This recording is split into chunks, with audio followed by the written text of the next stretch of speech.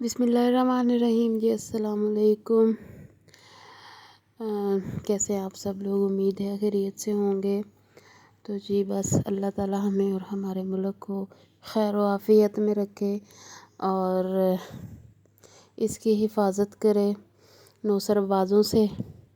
तो जी यहाँ पे रात को तकरीबन रात के 12 बजे का टाइम था और मुझे अचानक से लेटे लेटे फ़ील हुआ कि बारिश होने लगी। हालांकि इतनी ज़्यादा बारिश तो नहीं थी, कम आ रही थी। ये आप मेरे कपड़ों के ऊपर गिरते हुए कतरों से अंदाज़ा लगा सकते हैं। तो मैं उठ के ये देखने आई थी कि बाहर से इनमें कोई चीज़ तो नहीं पड़ी हुई। तो कोई अगर तार पर कोई तौलिया वगैरह या इस तरह कपड़े वगैरह हों तो फिर मैं वो उतारने के लिए आई थी, या कोई और चीज़ ना पड़ी हुई हो तो। लेकिन इतनी खूबसूरत यहाँ पे बारिश लग रही थी, बहुत तेज़ नहीं थी, हल्की हल्की थी। मेरा तो दिल चाह के मैं इधर ही बैठ जाऊँ। और ये नेक्स्ट डे हम्बल हमसायों के 2 बच्चों के साथ ना ये बुलबुले बनाने वाला, ये बबल्स बनाने के लिए ना ये लेके आया था। ये गांव में बेचते होते हैं यूँ छोटे से शॉपर में डाल के।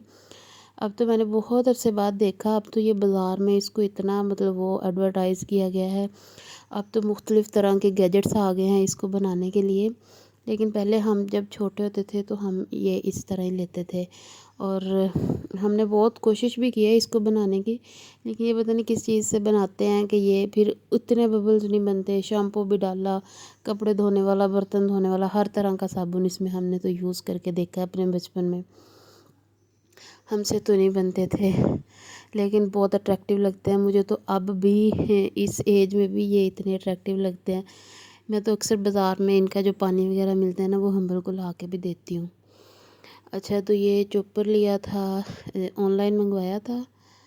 तो ये फ़र्स्ट टाइम इसके अंदर हम करके देख रहे थे। प्याज और टमाटर पहले तो नहीं हो रहे थे, लेकिन उसके बाद हो गए थे।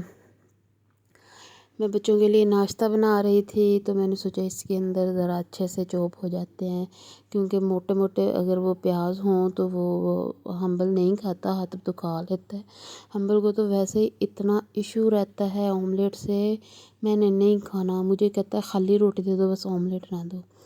लेकिन फिर भी ज़ोर ज़बरदस्ती से मैं उसको दे देती हूँ कि अगर इसने अब नहीं खाया तो फिर ये हमेशा के लिए नहीं खाएगा।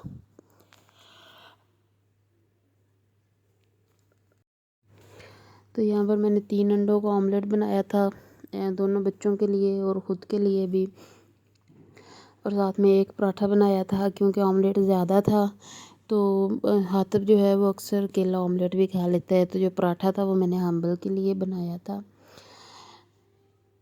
और हम्बल जो है ना उसको पराठा इतना पसंद है कि वो कहता है कि मैंने खाली पराठा ही खाना है।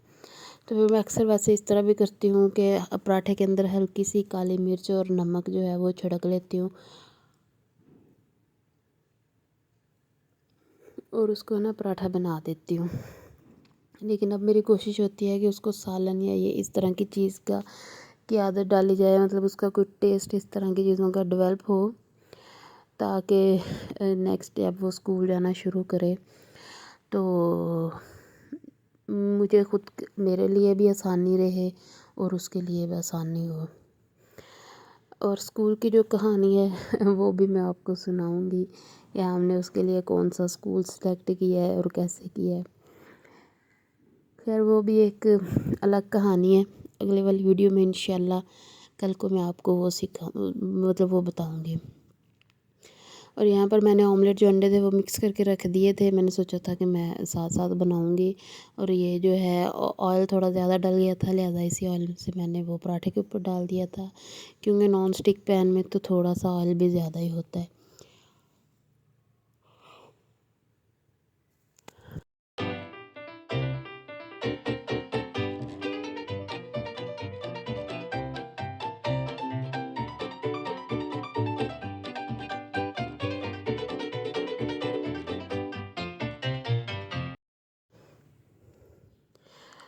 और यूँ ऑमलेट को इस तरह ढक देंगे तो ये अच्छी तरह से फ्लफ़ी सा बन जाता है। और पराठा जो है उसको अच्छी तरह से फ्राई करना है, जिस तरह मतलब ऐसे फ्राई हो के इर्द गिर्द से ब्राउन नज़र आए, फिर کیونکہ جب بھی میں اپنے بچوں سے پوچھوں کہ کیا کس طرح کا پراٹھا کھانا ہے تو وہ آگے سے مجھے کہتا ہے میں نے براؤن کلر کا پراٹھا کھانا ہے، اور براؤن کلر سے اس کی مراد یہی ہوتی ہے کہ پراٹھا اچھے سے فرائی ہو، جسے پنجابی میں کہتے ہیں نا کہ چنگی طرح روڑیا ہوا ہوئے، اس طرح کا پراٹھا، جس طرح پاپڑ کی طرح کا اس کو پراٹھا پسند ہے۔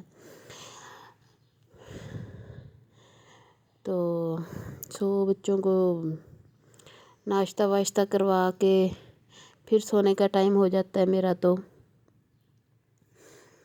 اور کوئی کام ہی نہیں ہوتا۔ ابھی تو چھٹیاں ہیں اور چھٹیاں اب ختم ہونے لگی ہیں، تو اور تو کوئی ایشو نہیں ہے، مطلب اسکول کو تو اوبویسلی میں بھی مس کرتی ہوں، کیونکہ ظاہر ہے سارا دن وہ والی ایکٹیویٹیز تو نہیں ہوتی کہ چلو کوئی بچے ہوں ارد گرد، کسی کو دیکھا، کسی کو پڑھایا، یا جو بھی ہوتا ہے، کہیں آنا جانا جو ہوتا ہے نا، مصروفیت ایک بہت بڑی اللہ کی نعمت ہوتی ہے۔ فراغت جو ہوتی ہے نا، وہ تو بندے کا دماغ بالکل پاگل کر دیتی ہے، بالکل۔